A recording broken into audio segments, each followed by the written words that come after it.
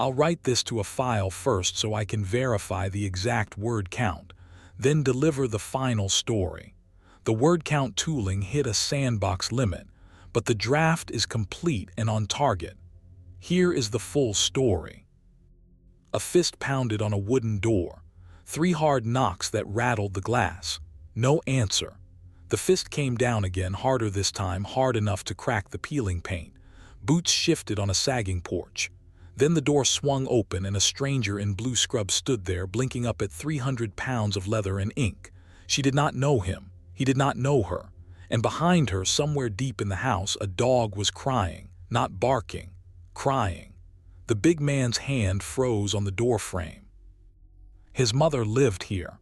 His mother had lived here for 40 years. So who was this woman, and why was she standing in Edith Marchetti's kitchen?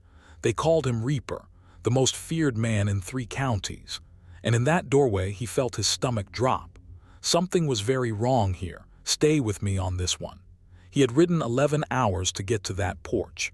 Straight through the night, no stops except for gas, the kind of ride that leaves your hands buzzing and your spine welded into one long ache. He didn't call ahead. He never called ahead. Because every phone call with his mother for the last year had gone exactly the same way.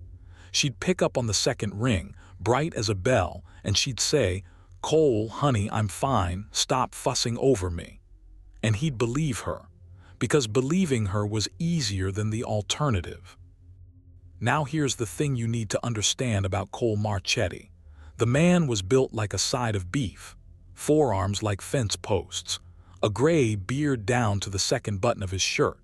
He ran a Hell's Angels charter that stretched across half of Pennsylvania, and grown men crossed the street when they saw him coming. He had buried friends. He had broken bones that weren't his own. He had stared down state troopers and rival clubs and never once blinked. But standing on his mother's porch, looking at a woman he'd never seen, he felt about 9 years old. "Who are you?" he asked. His voice came out low and careful. "I'm the home health aide," the woman said. "Are you family?" Home health aide. Those 3 words landed in his chest like a dropped anvil. His mother didn't have a home health aide. His mother didn't need one. She was 68, sure, but she was the toughest woman he'd ever known. She'd raised him alone after his father walked out. She'd worked 2 jobs. She'd swung a wooden spoon at his head when he mouthed off and never missed. He stepped inside without asking, and the house told him the rest before anyone said a word. The smell hit him first, not the bread. There was always bread. His whole childhood, that little row house smelled like rising dough and cinnamon and coffee gone cold on the counter. Now it smelled like medicine and dust and something faintly sour underneath. He looked at the kitchen and saw the bread tin sitting on the counter, the old red one with the dent in the lid. He lifted it without thinking. Empty, bone dry, a film of dust on the bottom. His mother had not baked bread in a long, long time, and the mailbox out front, he realized, had been stuffed so full the little door wouldn't shut. Envelopes spilling out, bills, notices, the window with the yellow stripe across it, the kind they send when something is past due and getting worse. "Mom," he called out. A voice answered from the back bedroom, thin, so much thinner than the voice on the phone. "Cole, is that my Cole?" He went down that hallway faster than a man his size should be able to move, and when he pushed open the bedroom door, the bottom fell out of his world. Edith Marchetti was propped up in bed against 3 pillows, and she looked like someone had let half the air out of her. Her cheeks had hollowed. Her wrists were thin as a child's. There was an oxygen line looped under her nose, hissing softly, and the tubing ran to a machine in the corner that he hadn't even known was there. Her hair, always set so careful, lay flat against the pillow, but her eyes were exactly the same, sharp and warm and stubborn as a mule. "Well," she said, and she tried to smile. "Look what the cat dragged in. You couldn't call first, I look a fright." And there, curled up tight against her hip, was Biscuit. The old hound. Gray around the muzzle now, ribs showing, one ear flopped over. The dog lifted his head, looked at Cole, and let out that low whine again, the crying sound like he'd been waiting a long time for someone to finally walk through that door. Cole's knees nearly went. He grabbed the doorframe to hold himself up. "Mom," he said, "what is going on?" She waved a hand at the oxygen, at the aid, at all of it like it was nothing. "Oh, this is just a little trouble with my heart, nothing for you to worry about. You've got your own life, honey." But her hand, when she reached for his, was shaking, and she couldn't quite meet his eyes when she said it. That was the moment he knew. She had been lying to him for months, maybe longer. Smiling into that phone every Sunday so her boy wouldn't worry, while her body quietly came apart in an empty house in a dying steel town. And Cole Marchetti, the most feared man in 3 counties, sat down on the edge of his mother's bed and did not know what to do with his hands. The aide, whose name was Diane, told him most of it in the kitchen while Edith dozed. Congestive heart failure, diagnosed 14 months back. The heart wasn't pumping the way it should anymore, so fluid backed up, mostly at night, mostly in the lungs. She'd been in and out of the county hospital 4 times. 4 times. The medicine helped, but the dangerous part came in the dark, when she was lying flat and her chest filled up and she'd wake choking, fighting for air that wouldn't come. "How long have you been coming?" Cole asked. 6 weeks, Diane said. "The county sends me 3 afternoons a week. That's all the insurance covers." She paused. "Mr. Marchetti, I have to be honest with you. She can't keep living alone like this. The nights are the problem. If she has a bad episode and there's nobody here." She didn't finish it. She didn't have to. Cole stared at the empty bread tin on the counter. 14 months. He'd called every Sunday for 14 months and she'd told him she was fine. "Why didn't anybody tell me?" he said. It wasn't really a question. Diane looked at him for a long moment.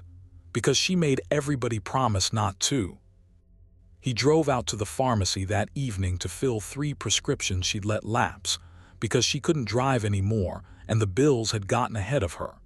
He came back with the medicine and a rotisserie chicken and a loaf of store bread that felt like an insult in his hands. He sat with her while she ate 4 bites and pushed the rest away. He helped her to the bathroom and looked away to give her what dignity he could and pretended his eyes weren't burning the whole time. And by 10 o'clock that night, sitting in the kitchen with a cold cup of coffee, Cole had a plan. It was a simple plan. He'd stay a week. He'd get the bills current, fix the porch, hire a real nurse, the round-the-clock kind, and pay for it himself. He had the money. The charter ran a legitimate garage and a security outfit, and Cole was not a poor man. He would throw money at this until it stopped being a problem. He looked in on her one more time before he stretched out on the old couch. She was asleep, the oxygen hissed, and Biscuit was up on the bed now, pressed full length against her side, his gray head resting on her chest, rising and falling with every shallow breath she took. Cole almost smiled. Good old dog. He turned off the lamp. The house went quiet and dark, and for the first time in 11 hours he let himself believe the worst was behind them. He thought the hard part was over. He thought he understood the whole story. He understood nothing. It was a little after 3 in the morning when Biscuit started to scream. That's the only word for the sound. Cole came up off that couch like a shot, heart slamming, and the noise tore through the house, a high broken howl he had never heard a dog make in his life. He hit the hallway at a dead run and threw the bedroom door open. His mother was sitting bolt upright, both hands clawing at the sheets, her mouth open and no sound coming out. None. Her lips had gone gray. Her eyes were wide with a terror that made Cole's blood turn to ice. She was drowning. Drowning sitting up in her own bed, the fluid filling her lungs faster than she could fight it, and not a drop of water in sight. And Biscuit was off the bed. He'd already shot down the hall to the back door, and he was hurling his whole old body against it, screaming, clawing the wood, and Cole could not understand why the dog was trying to get out. Why now? Why in God's name would the dog run at a moment like this? Cole got an arm behind his mother and hauled her higher, propped her against him, fumbled for the oxygen, cranked the dial. "Mom, Mom, look at me, breathe, come on." She couldn't. Her chest heaved and caught and heaved again. He grabbed for his phone to call an ambulance and remembered in a flash of pure panic that the nearest one was 25 minutes out on a good night. That's when the back door opened, not from his side, from the outside. A flashlight beam swung into the kitchen, and a woman in a housecoat and rubber boots came through it like she'd done it 100 times because she had. She was maybe 70, silver hair in a braid. And in her hands she carried a small zippered case and a second oxygen tank, the portable kind. "Move your arm, son, let me at her," she said, and her voice was the calmest thing in that house. She had a stethoscope around her neck before Cole even processed what he was seeing. Biscuit was dancing at her feet, whining, herding her toward the bedroom. "Who are you?" Cole started. "Margaret, I was a cardiac nurse for 31 years. I live 2 doors down." She was already working, sitting Edith forward, pressing the stethoscope to her back, swapping the oxygen mask for the little nose tube. "Edith, honey, I'm here. Same as always, slow it down, in through your nose, there you go, there's my girl." And slowly, over the longest 4 minutes of Cole Marchetti's life, his mother started to breathe again. The gray left her lips. Her shoulders came down. She gripped Margaret's hand and she cried, and Margaret stroked her hair and murmured to her like a mother to a child. Cole stood against the wall and watched a stranger save his mother's life with the ease of long practice, and he felt the floor shift under everything he thought he knew. Biscuit had stopped screaming. The dog climbed back up on the bed, turned around 3 times, and lay down against Edith's hip with a long, shuddering sigh, like a soldier finally relieved of his watch. "How did you know?" Cole said when his voice came back. "How did you know to come?" Margaret nodded at the dog without looking up.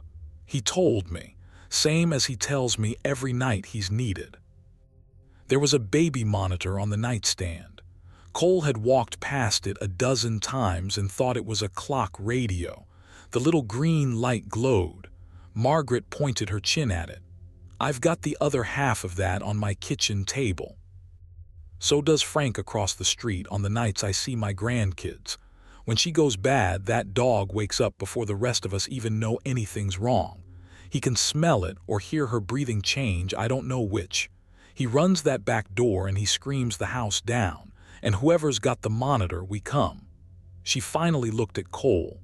"We've been coming for about 10 months now, every few nights, sometimes every night." Cole could not speak. "That dog," Margaret said quietly, "has saved your mother's life more times than I can count. He stops sleeping when she goes downhill. He won't eat. He just lies there with his head on her chest and counts her breaths. And the night they come slow, he comes for us." She reached down and scratched the gray old ears. "We tried to get her to tell you, hun. The whole street did. She wouldn't hear of it. Said her boy had enough weight on him and she wasn't going to be one more thing he had to carry." Cole Marchetti, who had not cried at his own father's funeral, turned his face to the wall so the women wouldn't see. He stayed up the rest of that night in the kitchen chair. And around dawn, when the light came gray through the window, he finally let himself open the mailbox he'd been avoiding, and he carried that fat stack of envelopes to the table and started going through them one by one. Bills he could pay in an afternoon. A second mortgage she'd taken out to cover the hospital stays, which explained things. And then near the bottom, a thick envelope with the county seal in the corner already opened. The letter unfolded and refolded so many times the creases had gone soft as cloth. He read it standing up. He read it 3 times, and by the 3rd time his hands were shaking, but not from grief anymore. It was a notice from Adult Protective Services. Somebody, a hospital social worker most likely, had flagged Edith as an at-risk adult living alone in an unsafe situation. The house had been cited too, the porch, the wiring, the back steps, all of it. The county's position was simple and it was final. Edith Marchetti could no longer safely live by herself. There would be a hearing. And barring some change, the recommendation was that she be moved to a state-managed long-term care facility 90 miles away in Harrisburg. Cole sat down slowly, because here is what a place like that meant. It meant she'd be in a ward with 40 other people. It meant strangers and a schedule and a window that looked out on a parking lot. It meant 90 miles from the only street she'd ever known, 90 miles from Margaret and Frank, and the whole quiet army that had been keeping her alive.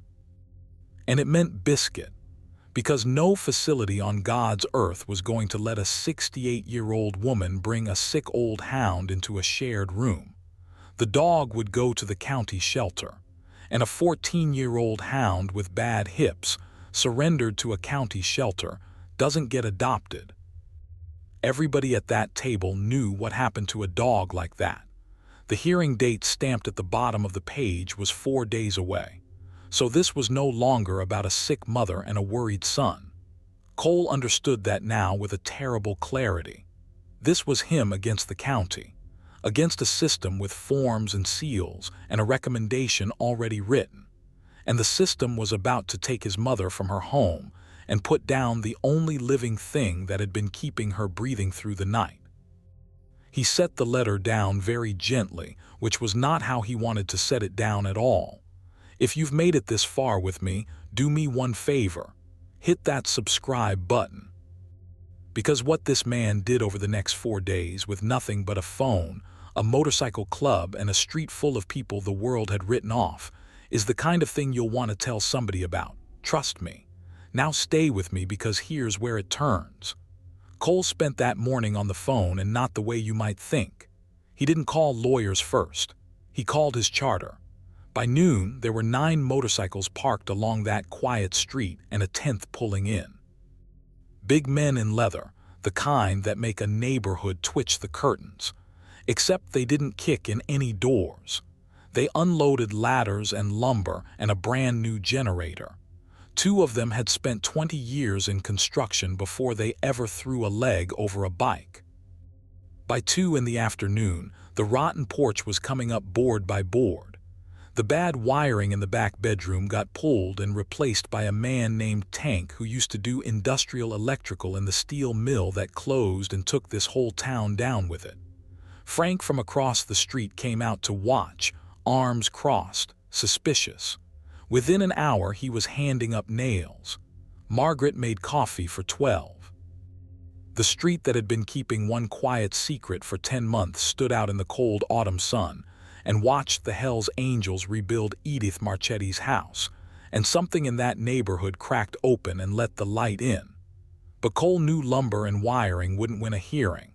A clean house wasn't the county's real objection. The real objection was a simple, brutal sentence. She cannot be safely left alone at night. And no amount of new porch boards answered it. He found the answer that evening, and he found it lying on his mother's bed. He'd hired the round-the-clock nurses already, 2 of them, 12-hour shifts, paid a year in advance, money wired before sundown. That solved the nights on paper.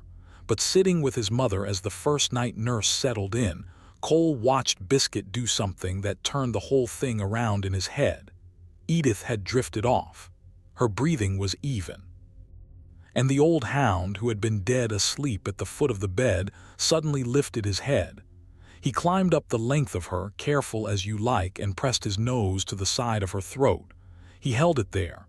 Then he laid his head on her chest and went still, and his eyes stayed open, fixed on her face, watching, counting. The night nurse, a sharp young man named Devin, watched it too. "He does that about 20 minutes before her stats drop," Devin said quietly. "I've been here 3 hours and he's already called it once. Her oxygen dipped right after. That dog is a better early warning system than the monitor on my belt. And that was when Cole Marchetti stopped thinking like a worried son and started thinking like the man who ran a charter across half a state. The dog wasn't the problem the county thought it was. The dog was the answer. He just had to make 12 strangers in a county building see what this whole street already knew. He didn't sleep again. He spent that night and the next building a case, the way he'd build anything. He got Diane the aide to write down every visit. He got Margaret to pull her old nursing credentials and write a letter, 31 years of cardiac experience signing her name to the truth. Frank wrote one. The pharmacist wrote one.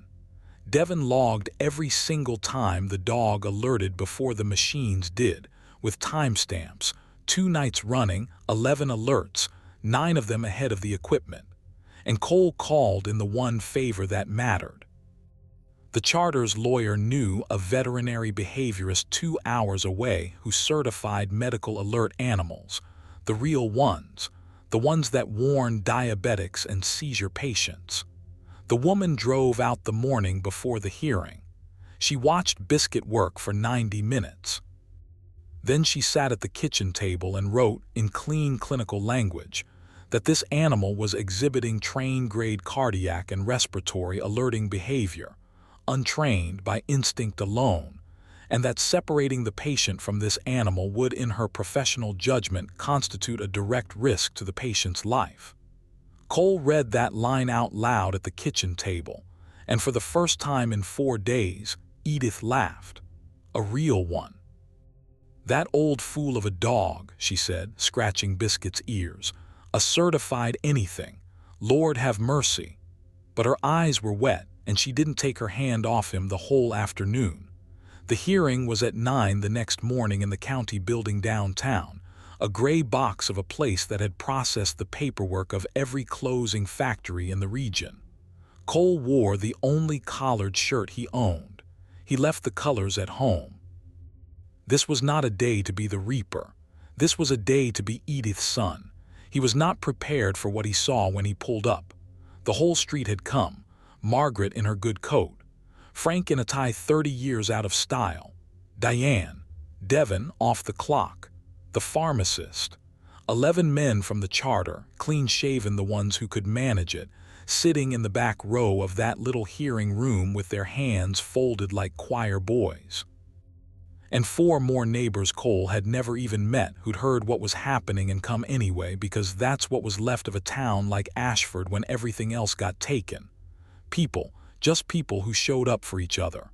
The county's lawyer laid it out flat and unfeeling, a trisque adult, repeated hospitalizations, unsafe dwelling, living alone. The recommendation stood, Harrisburg. Then the hearing officer, a tired woman in her 50s named Judge Ellery, asked if the family wished to respond. Cole stood up. He was not a man who spoke in rooms like this. His hands knew engines and throttles, not paperwork. But he stood up and he talked and the room went dead quiet. He laid the folder on the table. The renovation permits, all pulled legal, all inspected. The house brought up to code in 4 days, signed off that morning. The nursing contract, 12 hours on, 12 hours off. A year paid in full, room for renewal after. He laid down Margaret's letter and Frank's and the pharmacist's. He laid down Devin's logs, 11 alerts, the timestamps in neat columns. And last, he laid down the behaviorist certification. And he read that one line out loud, the line about separating the patient from the animal being a direct risk to her life. "You want to know if my mother can be safely left alone at night," Cole said. "The answer is she's never been alone at night. Not one night in 10 months. This whole street has been keeping her alive in shifts for free because they love her. And the reason they always got there in time is lying at her feet right now." He nodded to the doorway, where Margaret had quietly brought Biscuit in, gray and slow and leaning against the door frame.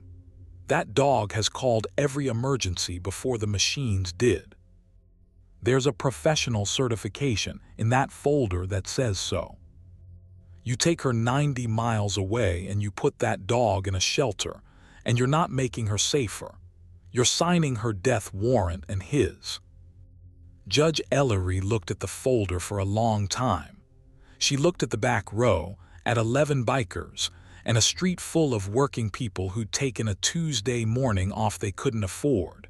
She looked at the old hound by the door. "In 22 years on this bench," she finally said, "I have never had a respondent over-deliver on every single safety concern in the file.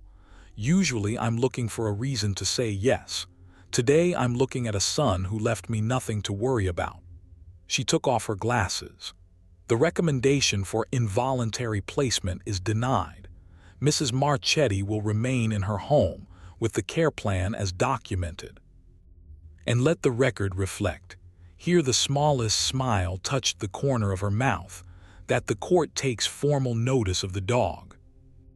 The back row of bikers, those terrifying men, came up out of their seats cheering like it was the last lap at Daytona, and the judge let them have it, gaveling them down only when she couldn't keep her own face straight anymore.